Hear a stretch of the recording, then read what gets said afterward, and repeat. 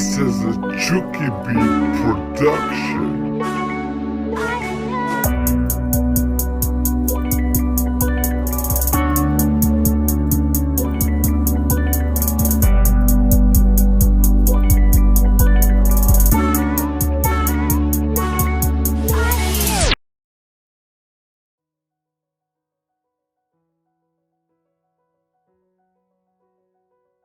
Assalamualaikum warahmatullahi wabarakatuh.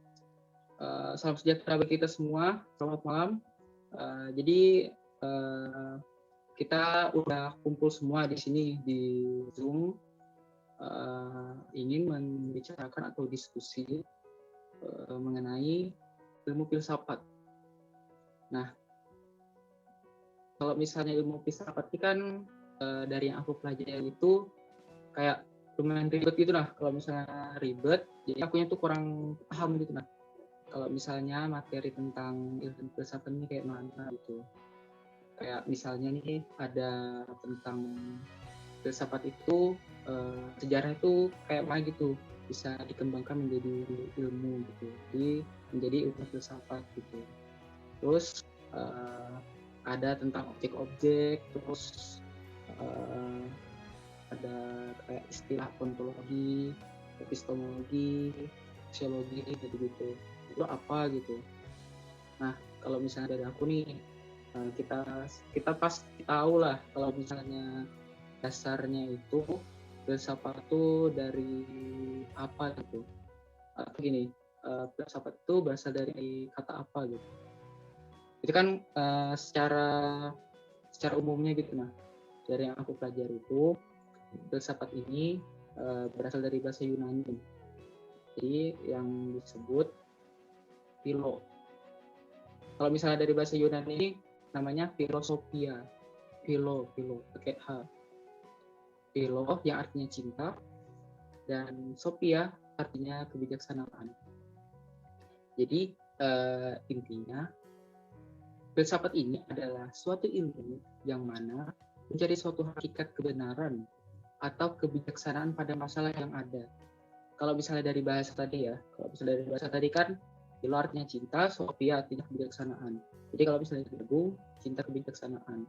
Jadi kalau misalnya pengen mudahnya itu filsafat ini adalah cinta kebijaksanaan gitu.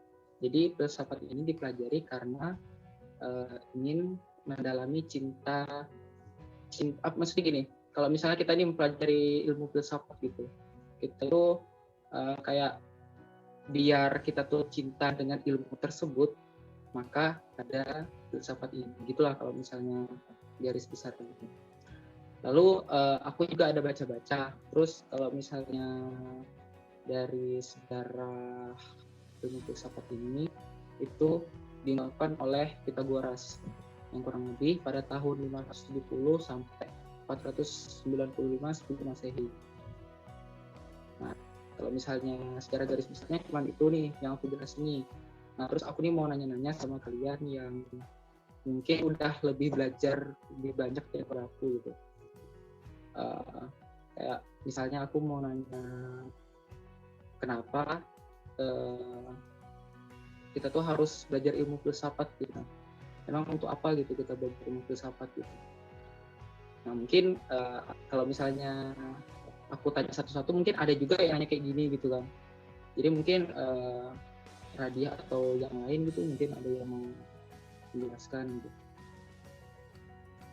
Ya, kalau dari aku sih apa yang aku baca ya, filsafat ini kan jawaban dari pertanyaan-pertanyaan manusia tentang kehidupan. Filsafat ini mendobrak pandangan-pandangan tradisional yang sebelumnya diterima begitu saja tanpa ada penjelasan yang rasional.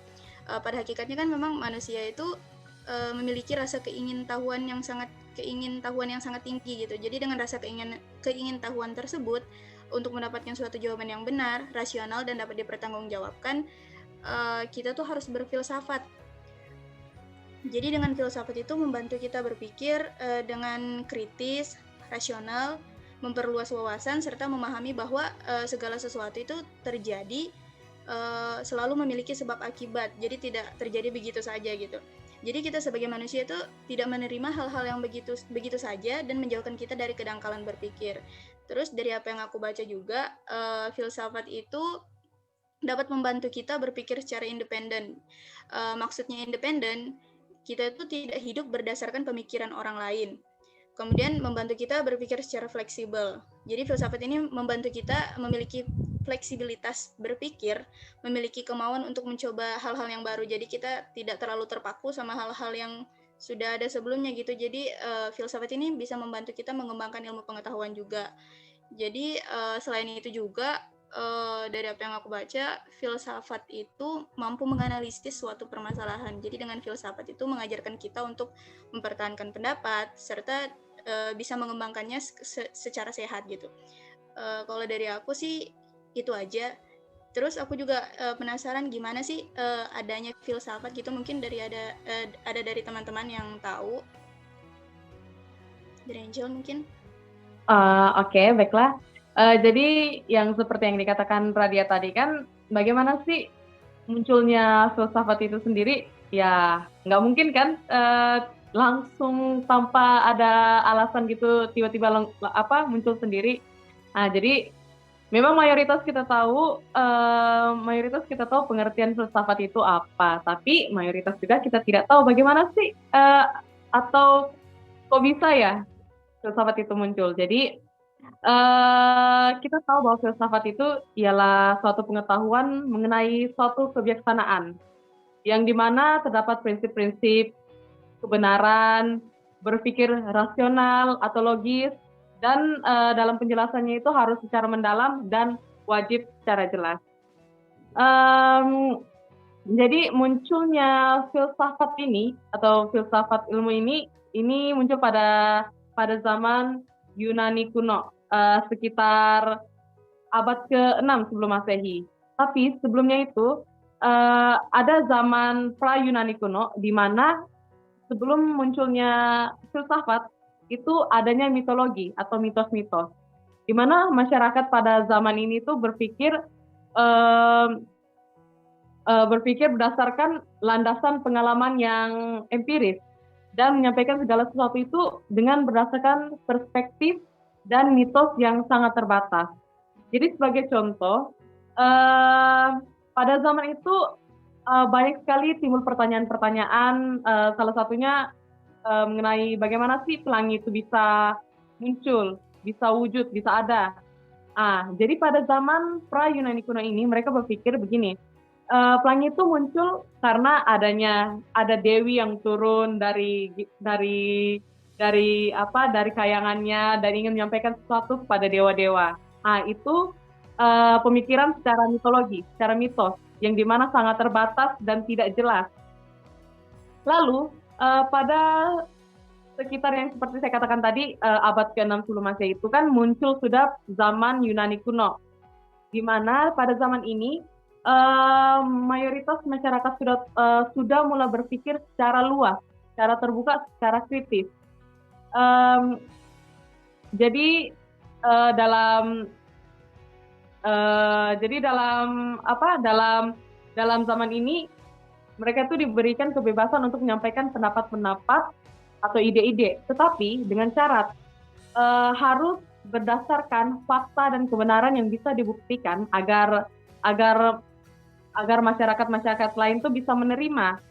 Karena pada zaman ini, pada zaman Yunani kuno ini, masyarakat itu bisa mendengarkan ide dari seseorang yang ingin menyampaikan sesuatu, tetapi mereka tidak asal menerima, tidak asal melakukan gitu. Jadi mereka itu disebutkan dengan sikap receptive attitude, di mana sikap yang mereka tidak sikap menerima begitu saja.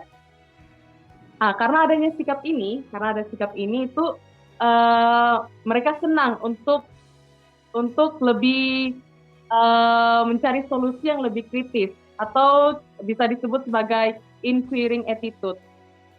Jadi pada zaman ini juga munculnya aktor-aktor atau filsuf-filsuf yang sangat memberi pengaruh kepada zaman ini atau zaman munculnya filsafat, yaitu ada Thales, ada Pythagoras, ada Socrates, ada Plato, dan ada juga Aristoteles. Jadi di sini pada zaman Yunani kuno ini, itu mereka berpikir, karena tadi pada zaman pra-Yunani kuno, mereka kan berpikir bahwa pelangi itu muncul karena adanya dewi gitu. Itu sangat terbatas. Tetapi pada zaman ini lebih terperinci, di mana pelangi itu muncul dalam penjelasan yang lebih filsafat gitu, muncul karena adanya proses pembiasan oleh butiran air di udara dan penjelasan selanjutnya sebagainya. Jadi orang-orang pun jadi orangnya itu bisa lebih menerima karena ada bukti, ada penjelasan yang lebih spesifik. Lalu karena adanya pemikiran seperti ini, jadi muncullah ilmu pengetahuan yang lebih modern sampai kita saat ini. Nah, lagi kita kan bukan saja menjelaskan mengenai apa pengertian, asal-usul filsafat itu gimana sih atau bagaimana, tapi juga saya juga ada membaca bahwa ada objek-objek dalam filsafat. Mungkin di antara teman-teman bisa menjelaskan lebih terperinci, Gina?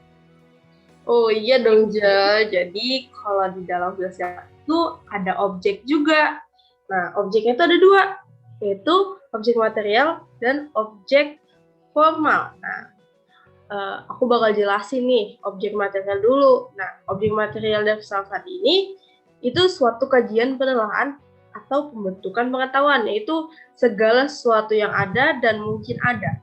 Jadi objek material filsafat ini mencakup segala hal, baik hal-hal yang konkret maupun yang tidak konkret, hal-hal yang nyata maupun hal-hal yang abstrak atau tidak nampak. Jadi dalam objek filsafat material ini meliputi segala hal dari keseluruhan ilmu yang menyelidiki segala sesuatu. Nah, objek material filsafat ini banyak yang sama dengan objek material sains.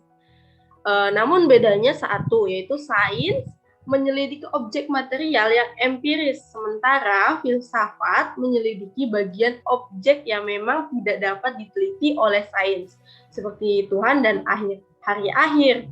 Jadi dapat dipahami kan bahwa objek filsafat ini meliputi berbagai hal. Atau dengan kata lain, objek filsafat ini tidak terbatas, begitu luas kajiannya, atau objek filsafat ini menyangkut hal-hal yang tampak fisik ataupun psikis. Jadi di mana hal-hal fisik itu segala sesuatu yang ada, baik yang ada dalam pikiran, ada dalam kenyataan maupun yang dalam kemungkinan.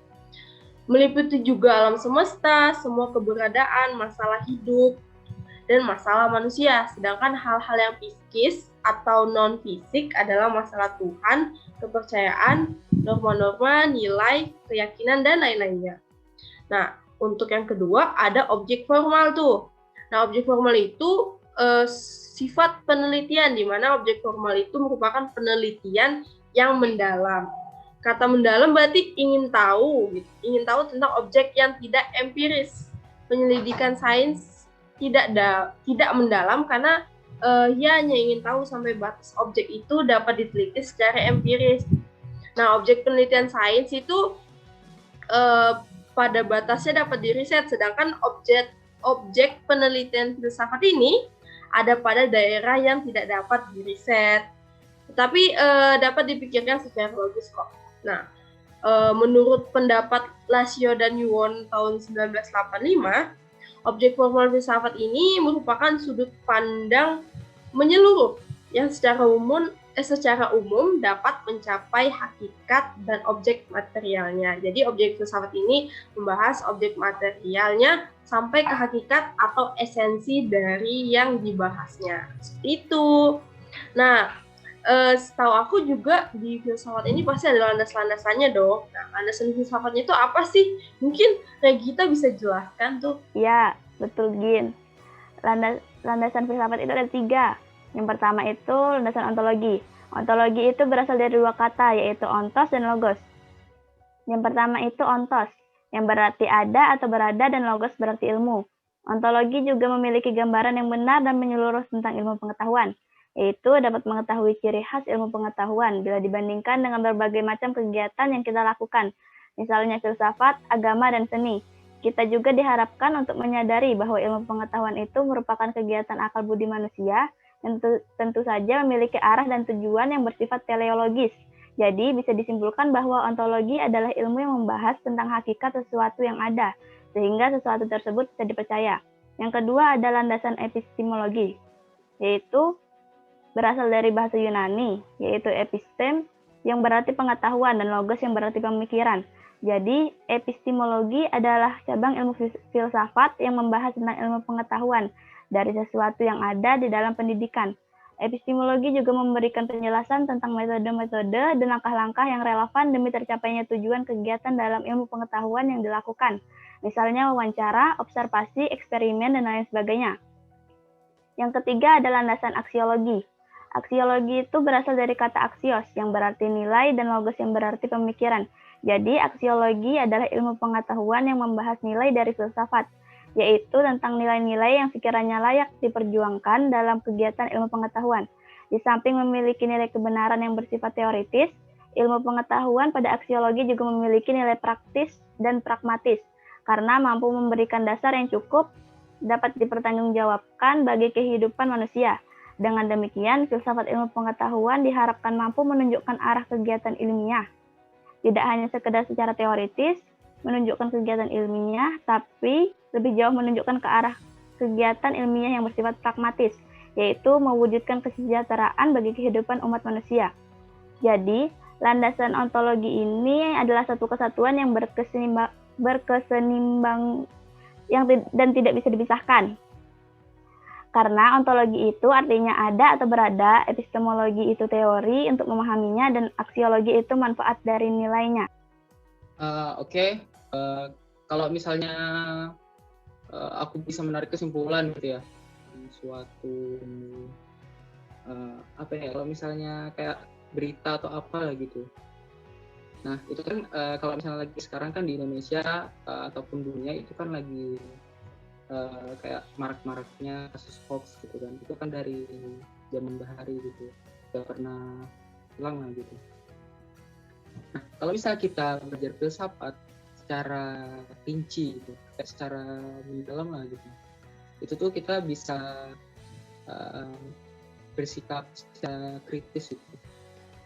Jadi kita tuh kayak bukan hanya kayak menelan mentah-mentah gitu. Nah kalau misalnya kita dapat informasi gitu, kita tuh nggak langsung menelan mentah-mentah gitu. Jadi kita itu penting mempelajari filsafat ilmu pengetahuan agar kita itu bisa berpikir kritis dan tidak menelan mentah-mentah suatu permasalahan gitu.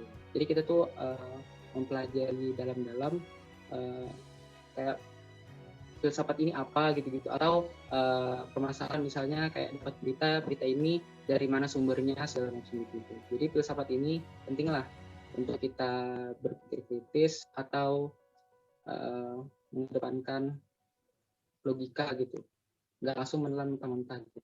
Itu sih dari saya. Jadi diskusi malam ini kita akhiri. Terima kasih dari Rabia, dari Gina, Angel, dan Berita sudah menyempatkan waktunya pada malam hari ini untuk diskusi tentang ilmu filsafat. Nah, diskusi saya tutup. Sekian untuk malam ini. Selamat malam. Assalamualaikum warahmatullahi wabarakatuh. 100 years is what we about. It's what we said from day one. From the first time I was checking you out to the last stupid fight, I just needed you to say some, anything or everything. Can fix it all instantly, no more arguing. Feel like anything, I was texting, was digging this grave deeper. What's a procedure?